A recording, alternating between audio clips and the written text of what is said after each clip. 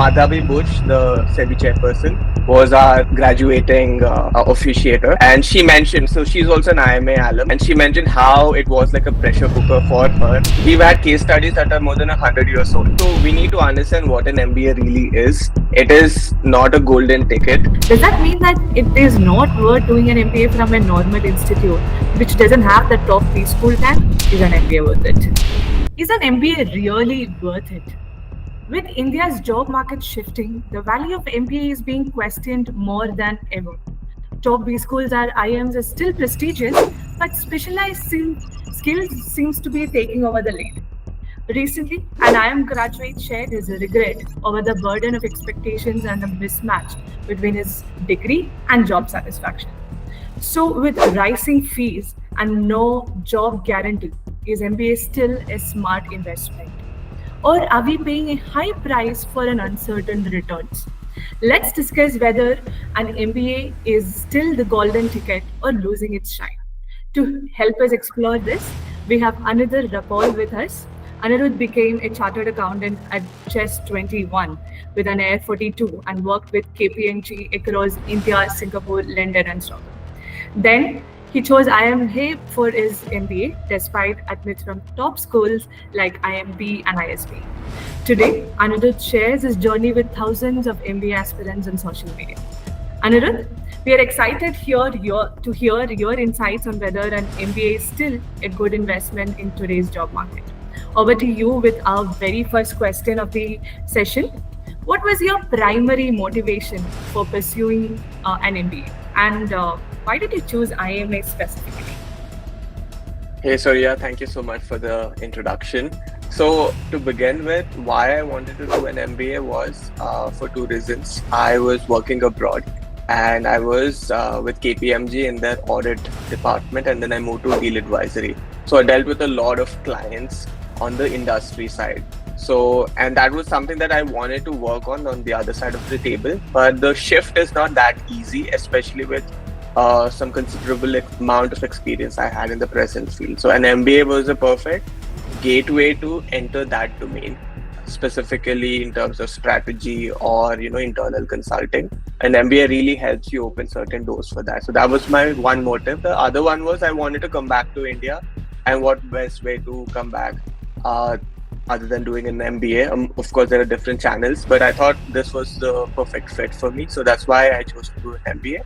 Why specifically I'm Ahmedabad is it was a long dream that I had. It's something that we see on pop culture, in the movies, and also we read a lot about it in the newspapers. So it was always there. And each school is different. And it really has its own personality. So I felt it was a better personality fit with me and IMA. Also, how IMA is top of the charts in a lot of rankings also helped make that choice. But also I had a lot of colleagues who had passed out of IIM Ahmedabad, and I spoke with them, and then that's how I made up my mind for IIM Ahmedabad. Yeah. Awesome.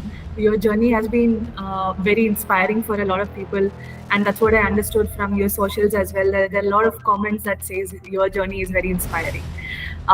So you said that there are certain skill sets that you wanted to develop by doing MBA. That makes me really wonder, what does an MBA really teach you in terms of academics and also in terms of outside of academics as well? What are the skill sets that you develop that no other degree can apparently do in India? Right. So I'll be very honest. The academics or what you learn is something that is available on the internet. There's no two ways about it, and it's the same thing taught across B schools in any part of the world you go to. So that is not the differentiating factor. It is how they teach it. Specifically at IIM Ahmedabad, its pedagogy is based on case study methodology. So what it does is you are the protagonist of the case study. You are the one who has to be in the CEO's position or a CFO's position and take decisions based on the case. So what it does to you, what an MBA really helps you is become better at taking decisions. And that is what top management is all about, taking better decisions. Even a 1% better decision would lead to a better bottom line for a company to make to give you a bird's eye view. That is what IMA teaches you day in day out, not only inside the classroom but also outside. The day is so jam packed that you have to pick and choose what you want to do during the day, and you do this for 1 full year or 2 years, and you get better at it. That's the skill that it teaches you. Madhavi Bush, the SEBI chairperson, was our graduating officiator, and she mentioned, so she's also an IMA alum, and she mentioned how it was like a pressure cooker for her, but that environment really taught her to handle any sort of pressure after IMA. She's like, if you get out of IMA, you have the confidence that you can take on any challenge in life. So that is what it teaches you. It teaches you to deal with pressure in a very poised and calm manner. It doesn't let you get flustered because you've seen everything that can happen to you. That's that is floating around in the internet as well. MBA is nothing else but teaching you a lot about how to handle pressure in the corporate world. But just to add on to just a tagging question to you, saying the case studies, right? That's what makes MBA different from all the degrees as well, because it's a lot practice based. Just a question there is, Anirudh, when case studies come in, isn't it a very at an individual company level, an individual problem that you're solving? So to add on to that, solving that particular case study or understanding that particular case study which is set up in a particular context, what are the skills that you gain through these case studies that really help you apply that in the future as well, because your problems are going to be different in the future. The company that you deal with, the structure and the strategy that you need to come up with are very different. So what is that particular skill set that really get in through the practical learning or the case study learning of it? What are they? Yeah, that's an interesting question, Surya, because we've had case studies that are more than 100 years old. Now you'd think, how would that make sense in today's world, right? Yes. But what it is more about is when you put into the shoes of the person who was in that situation maybe 100 years ago, you learn what were the steps they took to reach to a specific decision. Now, there's no right or wrong. They leave it on you, how you want to go ahead.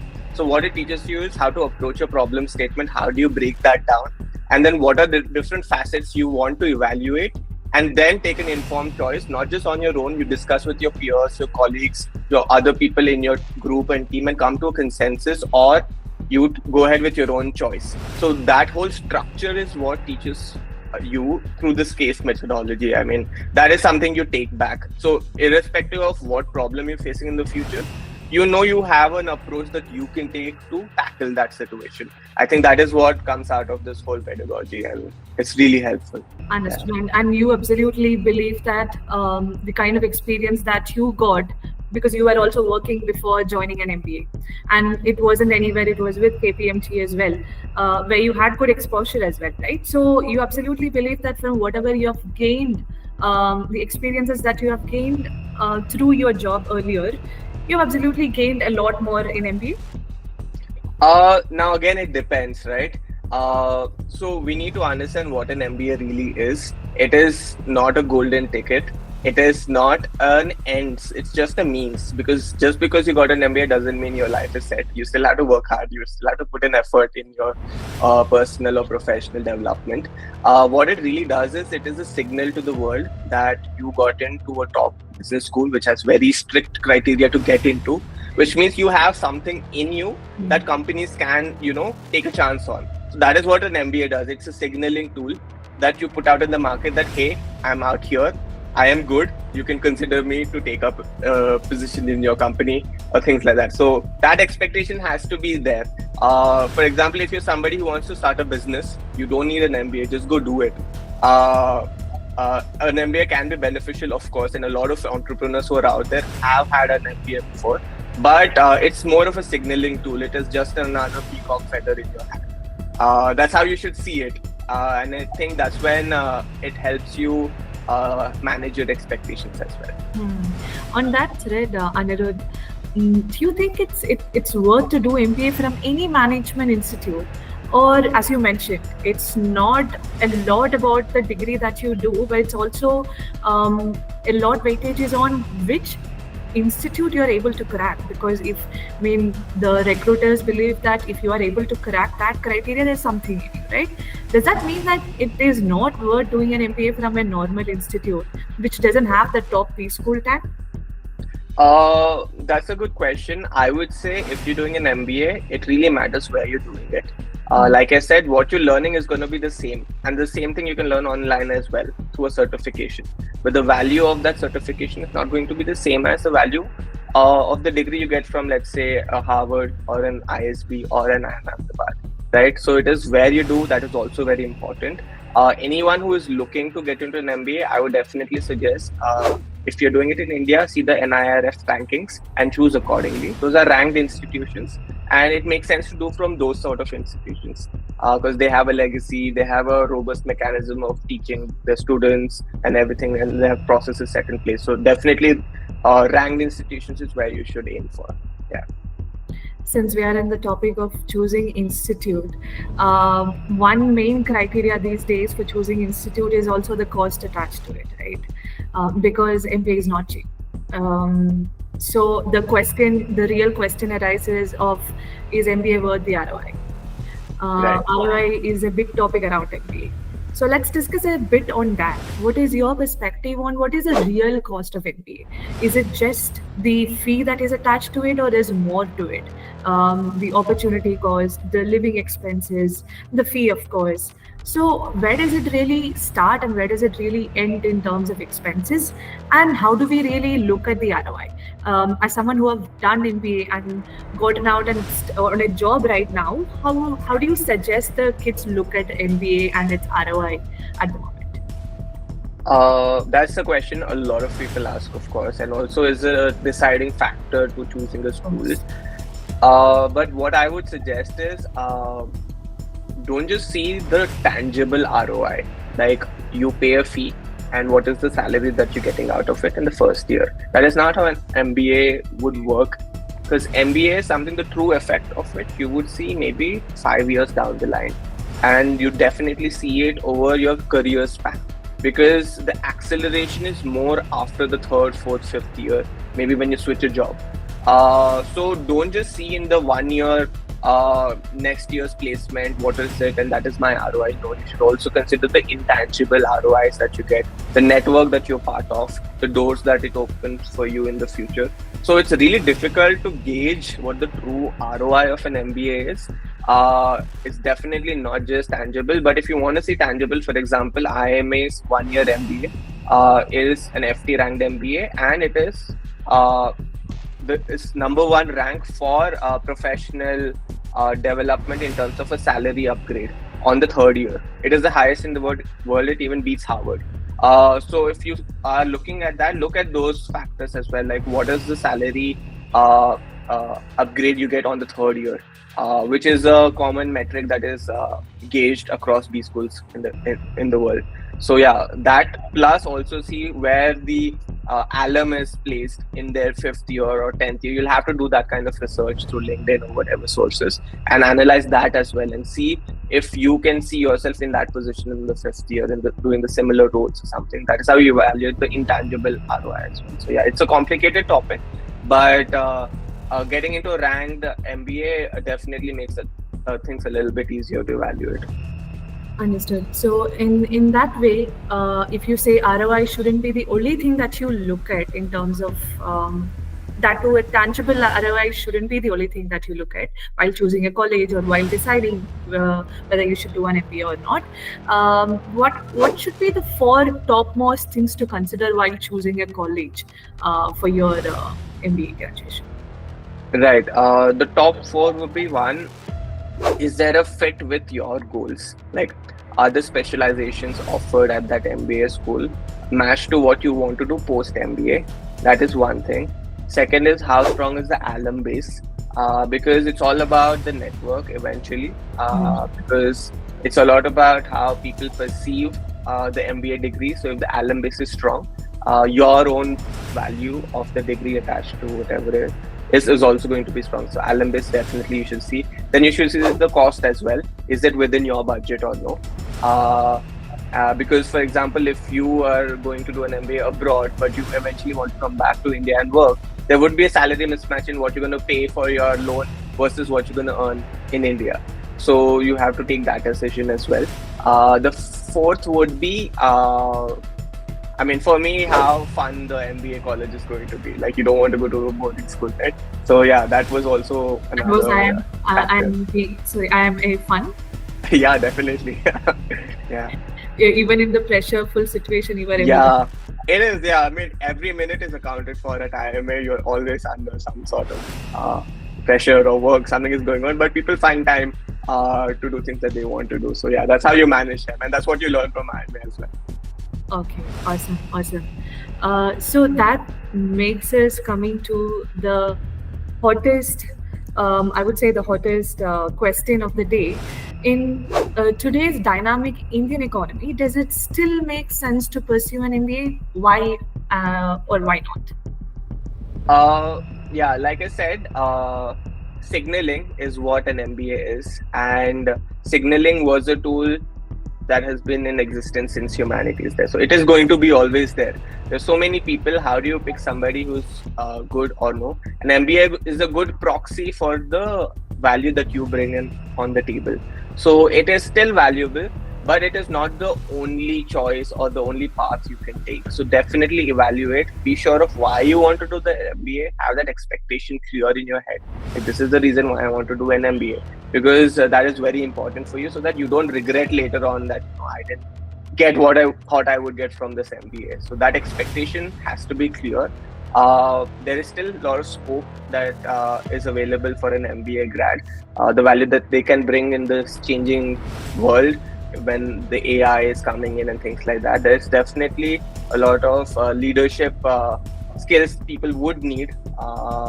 So yeah, but my only suggestion would be, if you're doing it, do it from the top schools, because that's where it would matter for you in the future. Yeah. It would make more sense. Yeah. Understood. So Anirudh, if someone is actually in the fence of doing an MBA, and can't do it, thinking about how high the fees are or uncertain about what would be the career returns, since you are advocating that MBA is a good thing to go for, what would you advise to them about the fee and stopping them, the fees stopping them, or the uncertainty stopping them? What would you suggest or advise to them?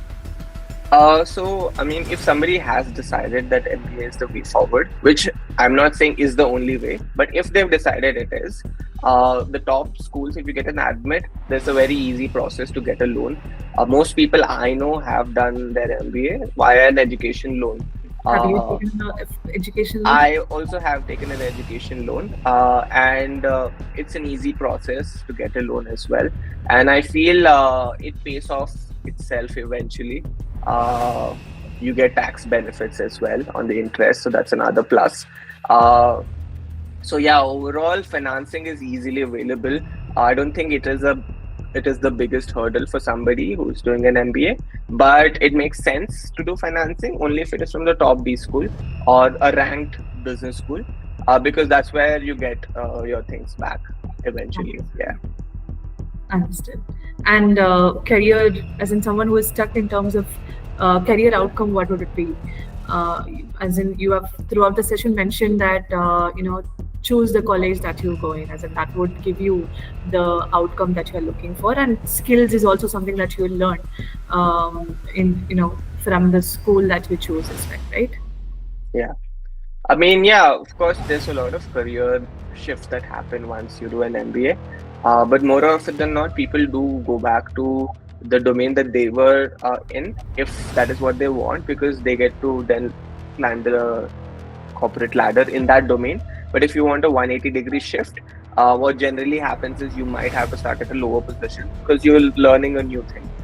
So you should be open for that. That's what I did. I had to move from an audit domain to a strategy domain. So yeah, there was a steep learning curve for me. But eventually you get there, because I've always believed that life is non-linear. Nothing is set. It never takes a linear path. And when you're on a non-linear journey, you have to be ready for the dips that comes with it. But then eventually there'll be a very steep upward curve as well. So yeah, I mean, and it's more exciting because you're always finding out new things that you can do in life. Awesome, awesome, Anirudh. Now, just for our audience, just a rapid fire question, and you can choose to answer it or not answer it, up to Got you. that. So, one word to describe your MBA journey, Anirudh. Uh, Transformative. Transformate. That's amazing. And what is the biggest myth about MBA that you want to bust? That it is a golden ticket that your life is set. It is not always the case. You have to still work hard Still work hard. Working hard would be the solution to it. and smart.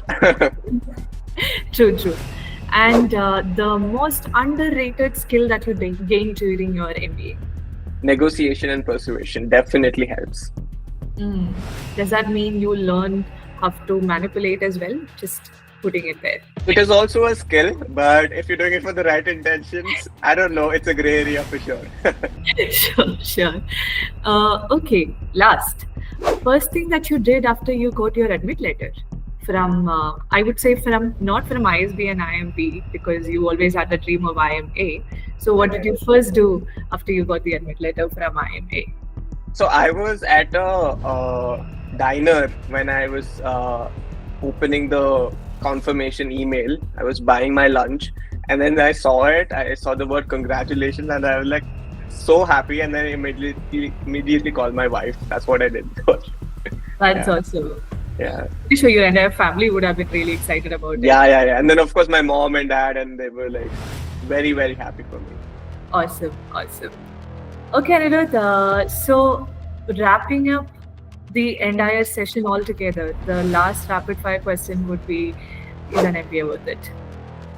Yes, it is. Awesome, awesome. I think that sums up our entire session on is an MBA worth it.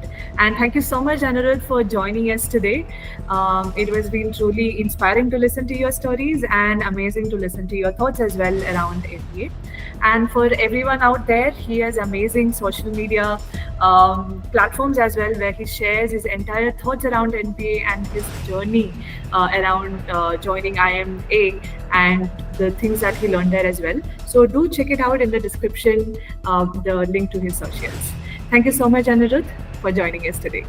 Thank you so much, Surya. Thank you.